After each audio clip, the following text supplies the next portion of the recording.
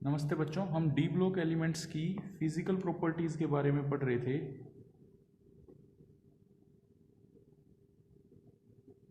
Next जो हमारी physical property है वो है बच्चों आयनाइजेशन एनर्जी।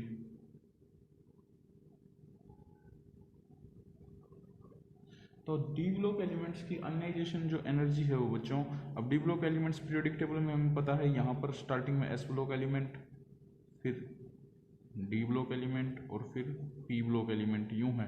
तो डी ब्लॉक एलिमेंट्स की जो आयनाइजेशन एनर्जी है वो एस ब्लॉक एलिमेंट से तो ज़्यादा है और पी ब्लॉक एलिमेंट से कम है। डी ब्लॉक एलिमेंट्स की ionization energy S block element से तो ज़्यादा है और पी ब्लॉक एलिमेंट से कम है। जैसे जैसे हम बच्चों डी सीरीज़ में, मान लिया 3D सीरीज़ में लेफ़्ट टू राइट जाते हैं डी सीरीज़ में, तब आयनाइजेशन एनर्जी में इंक्रीज होता है, इंक्रीज इन आयनाइजेशन एनर्जी।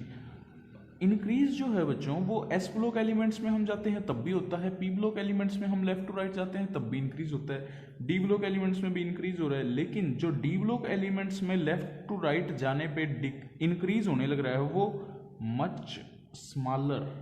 कैसा इंक्रीज है भाई? इंक्रीज तो हो रही है ionization energy left to right जाने पे डी ब्लॉक एलिमेंट्स में, लेकिन बहुत थोड़े अमाउंट से इंक्रीज हो रही है।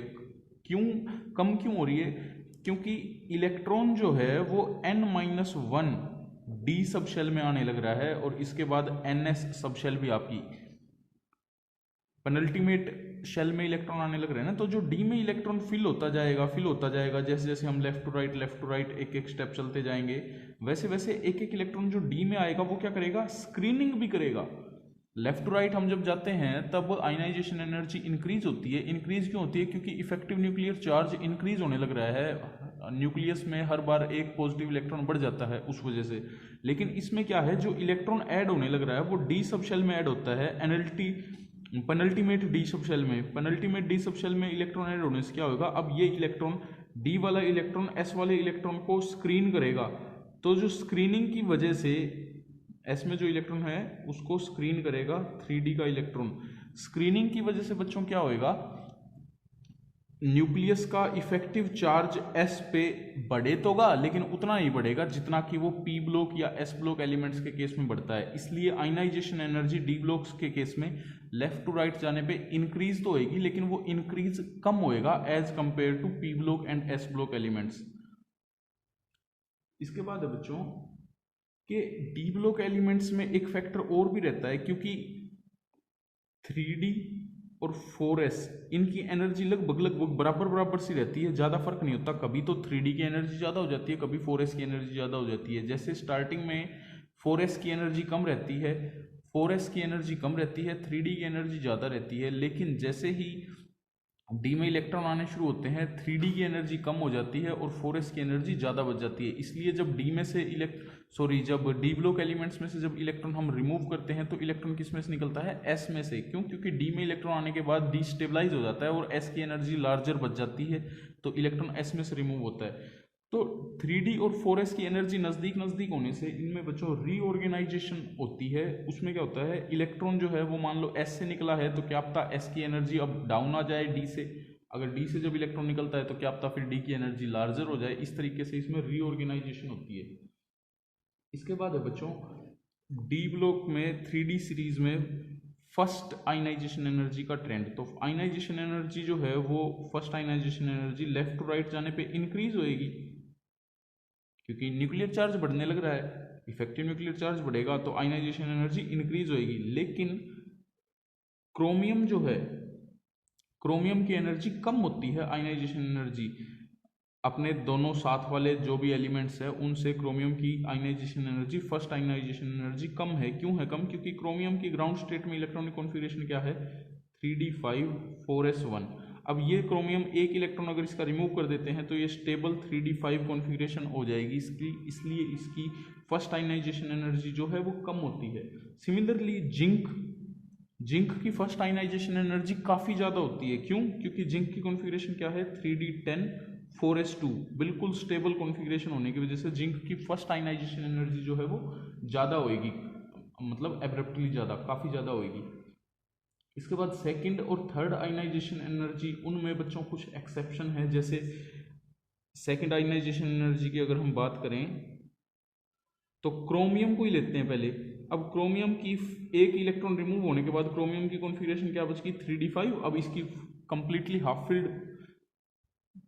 फील्ड कॉन्फ़िगरेशन बच गई। हाफ फील्ड कॉन्फ़िगरेशन होने की वजह से क्रोमियम की एनर्जी अब इसके जो रिस्पेक्टिव मेंबर थे उनसे काफ़ी ज़्यादा होगी। सिमिलरली कॉपर कॉपर की भी 3d10 4s0। अब कॉपर की भी जो सेकेंड आयनाइजेशन एनर्जी है वो ज़्यादा होगी। जिंक की क्या कॉन्फ़िगरेशन बन गई, अब एक इलेक्ट्रॉन निकलने के बाद सेकेंड कॉन्फ़िगरेशन के टाइम पे, सेकेंड आयनाइजेशन एनर्जी के टाइम पे जिंक की क्या कॉन्फ़िगरेशन बन गई 3d10 4s1। अब 4s1 में से एक इलेक्ट्रॉन निकालना आसान है, इसलिए जिंक की जो फर्स्ट आयनाइजेशन एनर्जी तो जिंक की ज़्यादा है क्योंकि उसकी कॉन्फ़िगरेशन है 3d10 4s2। Second ionization energy zinc की कम है क्योंकि s में से एक इलेक्ट्रॉन निकलने के बाद जिंक स्टेबल हो जाएगा 3d10 कॉन्फ़िगरेशन के साथ। सिमिलरली बच्चों जो थर्ड आयनाइजेशन एनर्जी का अगर हम जिक्र करें, थर्ड आयनाइजेशन एनर्जी, अब थर्ड आयनाइजेशन एनर्जी में जिंक की 2 इलेक्ट्रॉन रिमूव करने के बाद कॉन्फ़िगरेशन हो जाएगी 3d10। अब इसकी थर्ड आयनाइजेशन एनर्जी फिर से ज़्यादा हो जाएगी बाकियों से। सिमिलरली जो आपका मैग्नीज है, मैग्नीज में कितने इलेक्ट्रॉन होते हैं 3d5 4s2। 2 इलेक्ट्रॉन निकलने के बाद इसकी कॉन्फ़िगरेशन किसने बच गई 3d5। अब 3d5 में से भी इलेक्ट्रॉन निकालना मुश्किल है, तो इसका मतलब मैग्नीज की भी थर्ड आयनाइजेशन एनर्जी ज़्यादा होएगी बाकियों से। तो इस तरीके के बच्चों सिंपल फैक्टर हैं आयनाइजेशन एनर्जी में जो आपके अप्लाई होने लग रहे हैं। इसके बाद है बच्चों मेटालिक करेक्टर।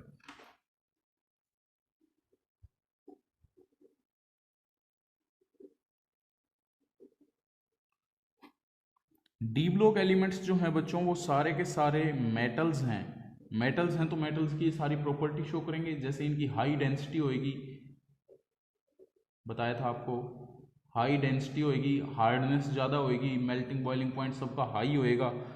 सभी D block elements except mercury, सभी के सभी जो हैं वो सॉलिड है। और जिंक कैडमियम मरकरी वाले जो एलिमेंट हैं, जिंक कैडमियम मरकरी, ये जो एलिमेंट हैं ये सारे आपके सॉफ्ट होते हैं। इनको छोड़ के बाकी सारे जो हैं वो सभी के सभी हार्ड होते हैं। ये जो हार्डनेस है ये बच्चों किस पे डिपेंड करती है, हार्डनेस डिपेंड करती है आपकी नंबर ऑफ अनपेयर्ड इलेक्ट्रॉन्स पे। क्योंकि मेटल्स में कौन सी बॉन्डिंग होती है, मेटालिक बॉन्ड। मेटालिक बॉन्ड कैसे बनते हैं, अनपेयर्ड इलेक्ट्रॉन से बनते हैं। Number of unpaired electron, unpaired electron अब जितने ज़्यादा होंगे उतना ही स्ट्रॉन्ग मेटालिक बॉन्ड होएगा। जितना स्ट्रॉन्ग मेटालिक बॉन्ड होएगा हीट ऑफ एटमाइजेशन उतनी ज़्यादा होएगी और वो एलिमेंट्स उतने ही हार्ड होंगे। अब जिंक कैडमियम मरकरी की कॉन्फ़िगरेशन अगर हम देखें तो इनके पास सब की कॉन्फ़िगरेशन जो है वो NS2 N-1 D10। Common configuration अगर हम देखें जिंक कैडमियम मरकरी की तो वो क्या है N-1 D में 10 इलेक्ट्रॉन और NS में 2 इलेक्ट्रॉन। तो एक भी अनपेयर्ड इलेक्ट्रॉन नहीं है इनके पास, जिंक कैडमियम मरकरी के पास। नंबर ऑफ अनपेयर्ड इलेक्ट्रॉन ना होने की वजह से इनकी जो हार्डनेस है वो काफ़ी ज़्यादा नहीं होती, ये सॉफ्ट होते हैं। और मरकरी तो लिक्विड होता है रूम टेम्परेचर पे। इसके बाद है बच्चों आपका रिड्यूसिंग करेक्टर।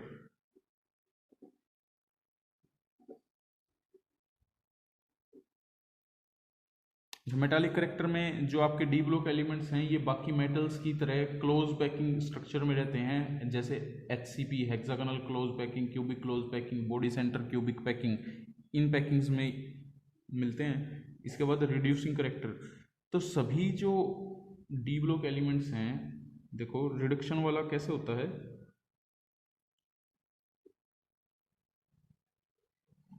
जो रिड्यूसिंग एजेंट होगा बच्चों उनका खुद का क्या होएगा, ऑक्सीडेशन होएगा। यानी कि वो क्या बन जाएंगे Mn positive plus n electron, n electron remove करके n पॉजिटिव ऑक्सीडेशन स्टेट में आ जाएंगे। लेकिन जो हम इनका होने तो लग रहा है बच्चों ऑक्सीडेशन, क्योंकि मेटल है, ये शो क्या करेंगे, रिड्यूसिंग एजेंट बनेंगे। तो जो स्टैंडर्ड रिडक्शन पोटेंशियल है वो कैसे मापेंगे हम इनका, जो इनका स्टैंडर्ड रिडक्शन पोटेंशियल है वो बच्चों मापेंगे हम हाइड्रोजन इलेक्ट्रोड के साथ, क्योंकि हमारी जो स्टैंडर्ड इलेक्ट्रोड होती है वो एक तो हाइड्रोजन इलेक्ट्रोड होती है और एक मरकरी वाली होती है, वो होती है। तो हाइड्रोजन इलेक्ट्रोड के साथ इन मेटल्स को अटैच करके जो सेल बना के इनका रिडक्शन पोटेंशियल मापा गया, तो इनका सबका जो रिडक्शन पोटेंशियल आया 2 पॉजिटिव स्टेट से, वो कितना आया, लगभग सबका माइनस में आया, नेगेटिव। 3D सीरीज की अगर बात करें तो सबका नेगेटिव है एक्सेप्ट ऑफ कॉपर, कॉपर का पॉजिटिव होता है। तो यानी कि ये सारे के सारे नेगेटिव इलेक्ट्रोड पोटेंशियल से क्या करेंगे, इनका खुद का तो बच्चों होएगा ऑक्सीडेशन, और दूसरों का ये क्या करेंगे, रिडक्शन करेंगे, दूसरों का रिडक्शन करेंगे। अब इलेक्ट्रोड पोटेंशियल जितना ज़्यादा negative, more negative large value good reducing agent, जितनी ज़्यादा नेगेटिव वैल्यू होएगी रिडक्शन पोटेंशियल की, उतना ही अच्छा वो रिड्यूसिंग एजेंट होएगा बच्चों।